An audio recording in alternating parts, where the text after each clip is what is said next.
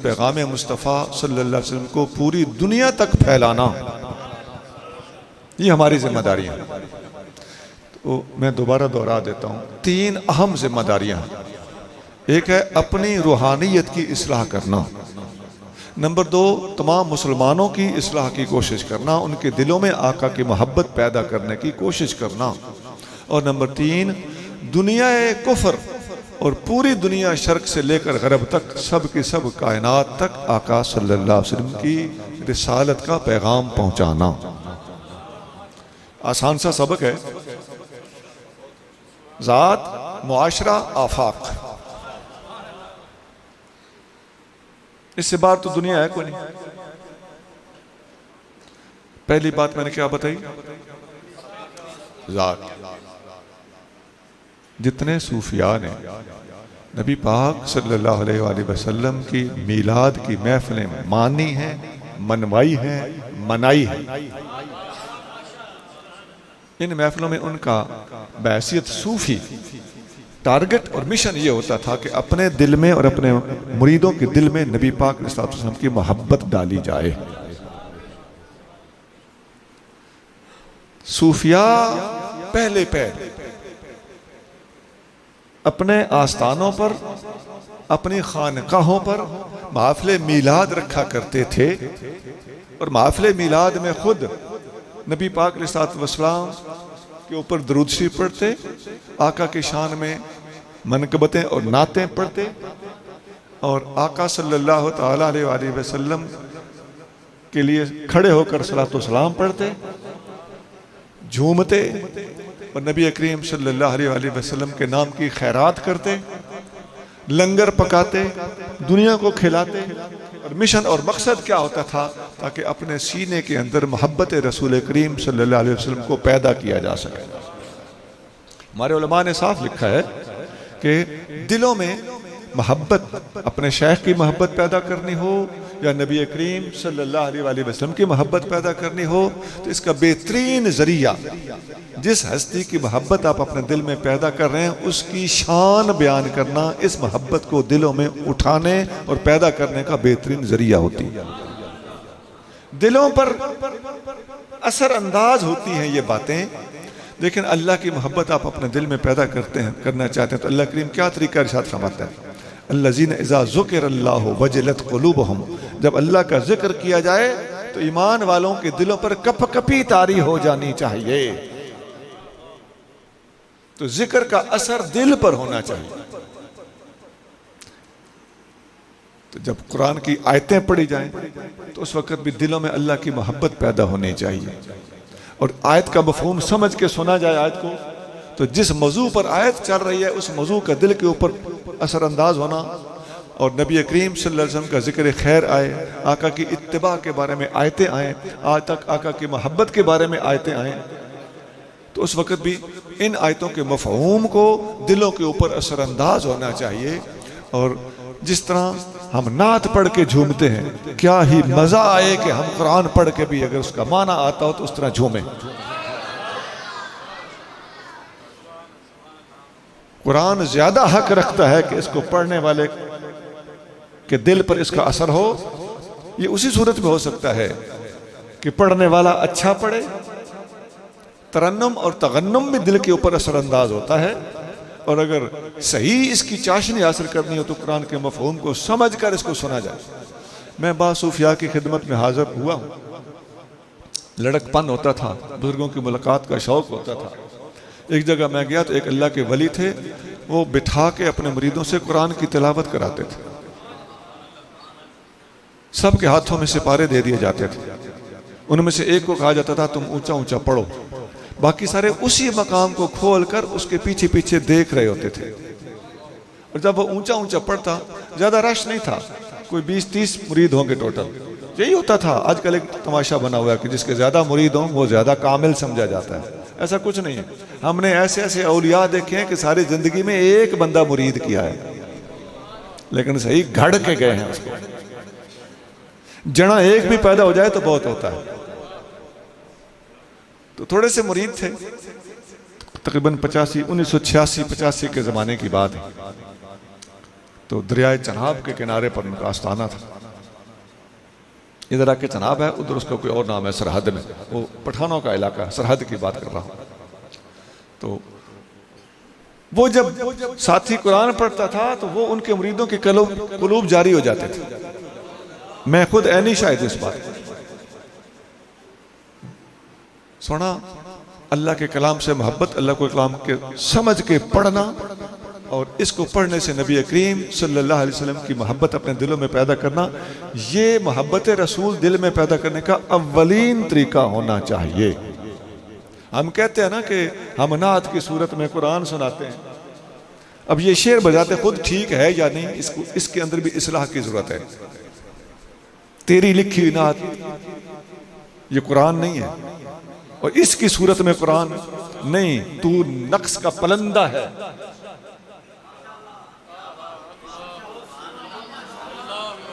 दो नंबर कलाम, 15वीं सदी का लिखने वाला, 14वीं सदी का लिखने वाला अपने कलाम को कुरान कह रहा है।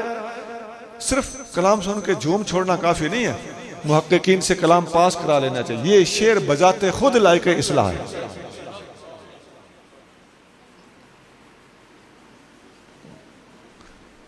कुरान का तर्जमा भी हो तो वो भी ऐन ही कुरान है या नहीं, और कीजिए, वो तर्जमा है।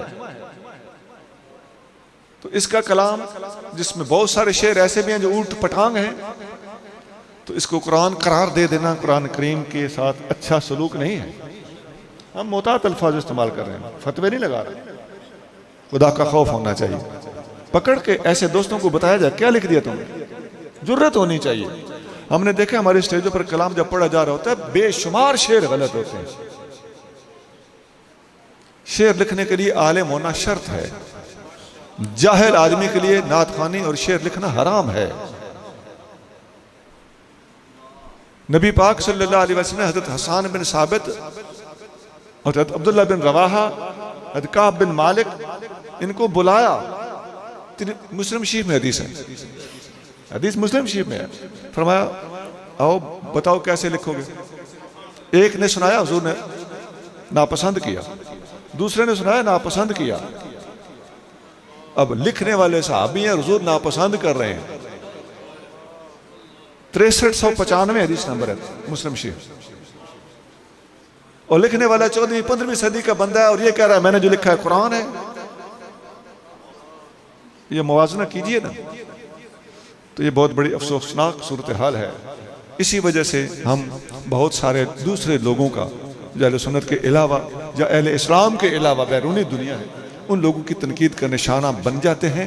हमें चाहिए कि हम अपनी इस्लाह अपने अंदर से खुद करें। हाँ, ये जरूर है कि कुरान पढ़ें। महफिल मीलाद में हदीस क्यों ना पढ़ी जाए। हदीस साहिब मीलाद की अपनी किताब, अपना कलाम है ना। तो आज क्यों ना कहा जाए कि आप मीलाद मुस्तफ़ा है, आज कलाम मुस्तफ़ा सुनाया जाए। मैं पूरी मुकम्मल तंबीह के साथ बात कर रहा हूं, हाथ जोड़कर खौफे खुदा दिलाता हूं अपने मुसलमान भाइयों को कि महफिल मीलाद में मुस्तफ़ा सल्लल्लाहु अलैहि वसल्लम की हदीसें पढ़ना हमारे लिए लाजिम बनता है कि नहीं।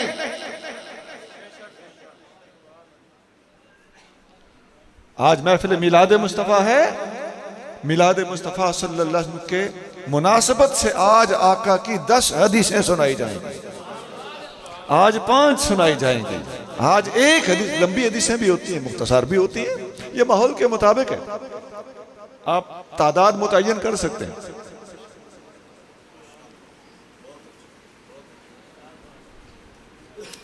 तुम्हारी लिखी नातों का नंबर बहुत पीछे है।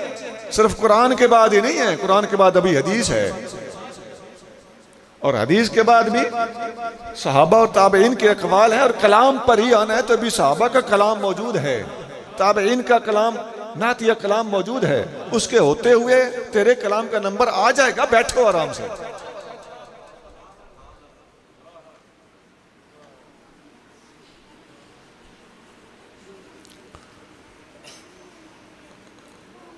तो महफिल मिलाद में सूफिया बैठकर अपने दिलों के अंदर तसव्वुर महबूब जमा कर, कलाम को सुनकर तो अल्फाज को फॉलो करते करते रोज़ा अनवर की हाजिरी का लफ्ज है तो तसव्वुर में रोज़ा के सामने हाजिर हो जाते थे। हुजूर के दीदार का शेर है तो अपने चश्मे तसव्वुर के अंदर नबी करीम सल्लल्लाहु अलैहि वसल्लम का वो हुलिया मुबारक ले आते थे जो हदीसों में बयान हुआ है। और आका का तसव्वुर जमाने के लिए क्या जरूरी है, हदीसें पढ़नी पड़ेंगी कि नहीं। तो हुलिया मुस्तफ़ा सल्लल्लाहु अलैहि वसल्लम हदीसों में बयान हुआ है।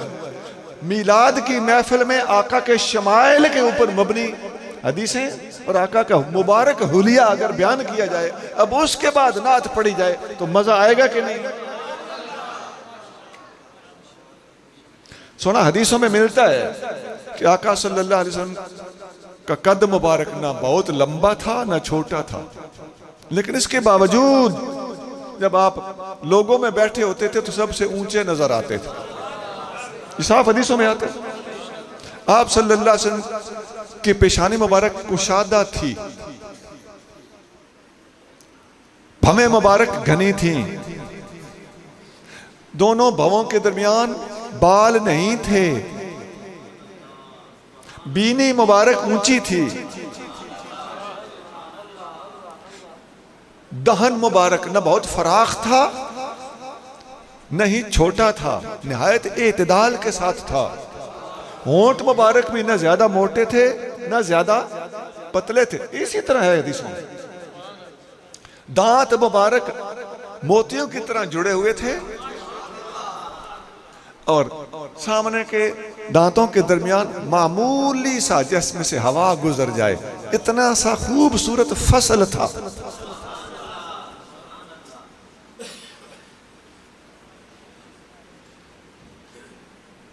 गर्दन मुबारक थोड़ी सी निस्बतन लंबी थी।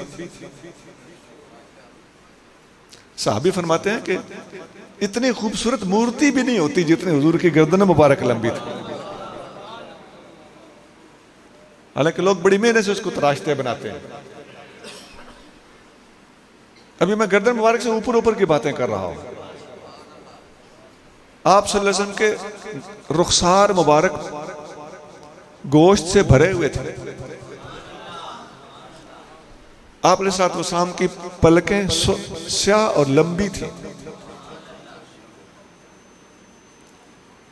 आप सल्लल्लाहु अलैहि वसल्लम के सर मुबारक और दाढ़ी शरीफ में टोटल 17 बाल सफेद थे।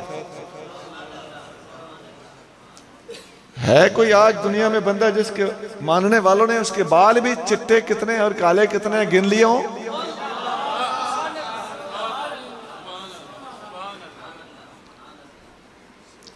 तेरह बाल मुबारक सर मुबारक में सफेद थे और 4 बाल मुबारक दाढ़ी शरीफ में सफेद थे।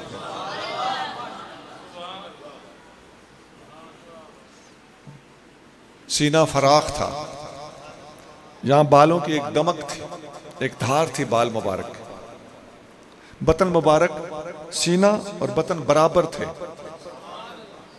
और आप देखें सीना बतन बराबर हो तो बड़ा हुस्न होता है, आगे बढ़ा हुआ पेट तो हुस्न कम हो जाता है, और अंदर धंसा हुआ हो तो भी कम हो जाता है।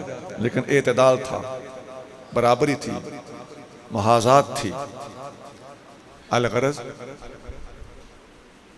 हज़रत इमाम हसन के बारे में हदीस में आता है, अली मुर्तज़ा रज़ियल्लाहु अन्हु फरमाते हैं कि मेरा बेटा हसन नाफ से ऊपर ऊपर हुजूर से ज़्यादा मिलता जुलता था, और मेरा बेटा हुसैन नाफ से नीचे नीचे हुजूर से ज़्यादा मिलता जुलता था। पता चलता है सहाबा इकराम अलैहिम रिदवान ने नबी पाक के साथ का सर मुबारक से पाँव मुबारक से सारा हुलिया याद किया हुआ था, और कौन हुजूर से किस तरह मुशाबे है सारी बातें जानते थे।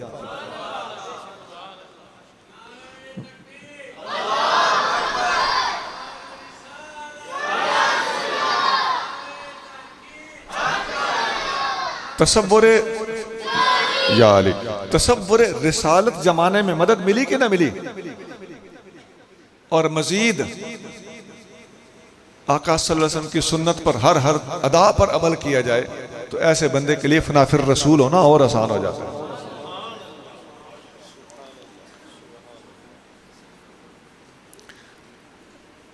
ये वजह है मैं एक शख्सियत का नाम लेने लगा हूं। हज़रत हाजी इमदादुल्लाह साहब मुहाजिर मक्की रहमतुल्लाह अलैह, ये बहुत से ऐसे लोगों के भी मुर्शिद हैं जो आजकल मिलाद को नहीं मान रहे, उनके भी मुर्शिद हैं। तो वो अपने रिसाला फैसला हफ्त मसला उसमें लिखते हैं कि मैं महफिल मिलाद में जाता हूँ और खड़ा होकर सलातो सलाम पढ़ता हूँ और लुत्फ व लज्जत पाता हूँ, कैफो सुरूर हासिल करता हूँ। तो महफिल मिलाद में जाना एक, खड़े होकर सलातो सलाम पढ़ना दो, और कैफो सुरूर और लुत्फ व लज्जत हासिल करना तीन। और जो फ़कीर ने अब तक पस मंज़र बताया है वो सारा जहन में रखें। अगर किसी का जहन इल्मी और ताक़ीकी है तो वो समझ जाएगा। और अगर बहुत से लोग सिलसिलों से वाबस्ता है, मुख्तलिफ मसालिक में लोग सिलसिलों से वाबस्तगी एक अलग बहस है, तो अगर उनको वाकई वाबस्तगी है तो वो ईमान से बताएं, क्या आप अंदर खाना छुप छुपा के हुजूर का मिलाद मनाते हो कि नहीं? इसी फैज को हासिल करने के लिए। अच्छा, ये मैंने एक बात बताई कि अपनी रूह को तरक्की देने के लिए हुजूर करीम सल्लल्लाहु अलैहि वसल्लम के महफिल मिलाद को सजाना इंसान को रूहानी तौर पर बड़ी बरकत देता है। दूसरी बात थी कि उम्मत मुस्तफ़ा तक इस पैगाम को फैलाना, आका की मोहब्बत को लोगों के दिलों में उजागर करना। यहाँ एक बात तो यह है कि हम जब महफिल मिलाद मनाते हैं तो महफिल जगह जगह होती हैं। इन महफिलों में सूफिया के अलावा आम मोहल्लेदार भी आए हुए होते हैं। बाज़ औक़ात हम सूफिया से तकरीर कराते हैं, बाज़ औक़ात हम उलमा से तकरीर कराते हैं। तो आका का कलमा तो सब ने पढ़ा हुआ है ना, तो हर एक को हुजूर की मोहब्बत की ज़रूरत है कि नहीं है? तो विलायत की राह पर चलते हुए अपने कल्ब को जिंदा करना और रूहानियत को तरक्की देना, ये तो हर बंदे का इंडिविजुअल मसला है, लेकिन पूरी उम्मत तक मोहब्बत रसूल का पैगाम पहुंचाना और आका की मोहब्बत हर मुसलमान के दिल में पैदा करना। गौस कुतुब हर कोई तो नहीं होता, लेकिन हर किसी को हुजूर के मोहब्बत की ज़रूरत है कि नहीं है? वो जो ला युमिनु अहदुकुम हत्ता अकूना अहब्बा इलैहि मिन वालिदिही व वलदिही वन्नासि अजमईन हदीस आप सुनाते रहते हैं। तो मोहब्बत रसूल के बगैर तो ईमान ही नहीं है। तो ईमान तो हर मोमिन के लिए ज़रूरत है और हर मोमिन के लिए शर्त है, इसके लिए सूफ़ी होना कोई ज़रूरी नहीं है। जब हर मोमिन की ईमान ज़रूरत है तो पता चलता है कि मिलाद मुस्तफ़ा में आके बैठना हर मोमिन की ज़रूरत है और मोहब्बत महबूब पैदा करने का एक बेहतरीन ज़रिया है। हम ये नहीं कह रहे कि मिलाद की महफिल में आएगा तो ईमान मिलेगा, लेकिन ईमान मजबूत तो होता है ना, मोहब्बत तो हुजूर की पैदा होती है ना। बात तो इसकी हो रही। अच्छा, हमारी महफिलों में एक काबिल इस्लाह चीज़ भी है। हमारी जो जिम्मेदारियां बनती हैं, हम मुसलमानों तक ये पैगाम पहुंचाना चाहें तो हमारी जिम्मेदारी बनती है कि हमारी महफिल में बात इल्मी हो, कलाम संजीदा हो, खिलाफ शरअ हरकत कोई ना करे, खिलाफ शरअ नारे कोई न लगाए, बेएतदाली के साथ नारे न लगाए जाएं, सुन्नियत के ऐन मुताबिक नारे लगाए जाएं, कुरान और हदीस पढ़ा जाए तो सही सही पढ़ा जाए, हदीस